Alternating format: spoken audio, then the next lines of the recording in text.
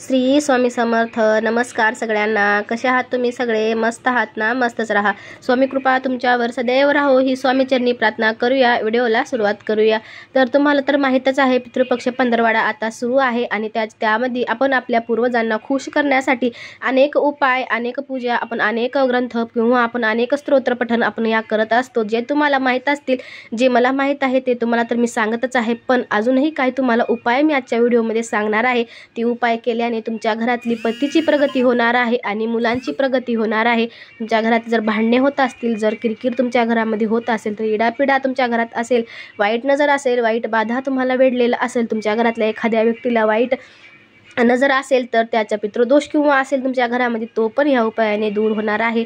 ह्या उपाय तुमच्या घरात केल्याने तुमच्या घरात लक्ष्मी पण येणार आहे, कारण आपला ह्या उपाय खूप असा लक्ष्मीला पण प्रसन्न करणारा असा राहणार आहे। तर स्किप न करता हा उपाय बघायचा आहे आणि आपल्या चॅनलवर जर नवीन असाल तर चॅनलला सबस्क्राईब करून घेऊन बेल आयकन प्रेस करायचा आहे।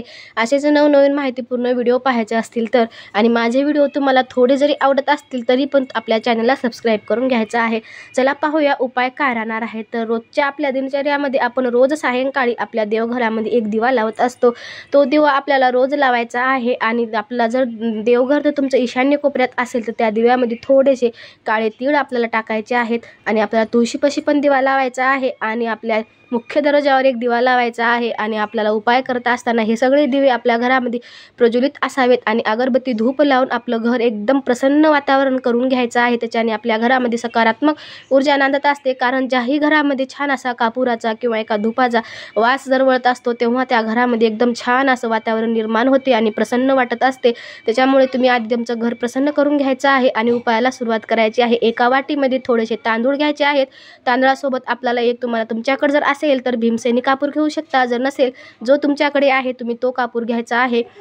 त्या कापराची वडी त्या तांदळाच्या वाटीमध्ये थोडंसं आपल्याला एक कापूर घ्यायचा आहे। त्या कापराला आपल्या मुख्य दरवाजावर ठेवून आपल्याला तो कापूर जाळायचा आहे। फक्त आपल्या पित्राचं स्मरण करून ते तांदळासोबत जेव्हा आपण कापूर जाळत असतो, कापूर ही आपल्या माता लक्ष्मीला पण प्रिय असते। आपल्या घरामध्ये कापूर जाळल्याने वाईट शक्ती दूर होत असते, वाईट शक्ती नाश होत असतो आणि आपल्या घरातली सकारात्मक ऊर्जा आपल्या घरात नांदत असते। आणि अजून एक तुम्हाला एक सांगते, आपल्या देवघरामध्ये तुमच्याकडे जर धूपदाणी असेल, त्या धूपदाणीमध्ये 2 तमालपत्र आणि आपल्याला इलायची असेल तर इलायची घेऊ शकता आणि कापूर घ्यायचा आहे, त्याला जाळायचा आहे। आपल्या घरामध्ये 2 लवंगा घ्यायच्या आहेत। लवंगा आणि आपली इलायची जे असते ते आपली माता लक्ष्मीचे प्रतीक असते, त्याच्यामुळे आपल्या माता लक्ष्मी पण त्या उपायाने प्रसन्न होणार आहे।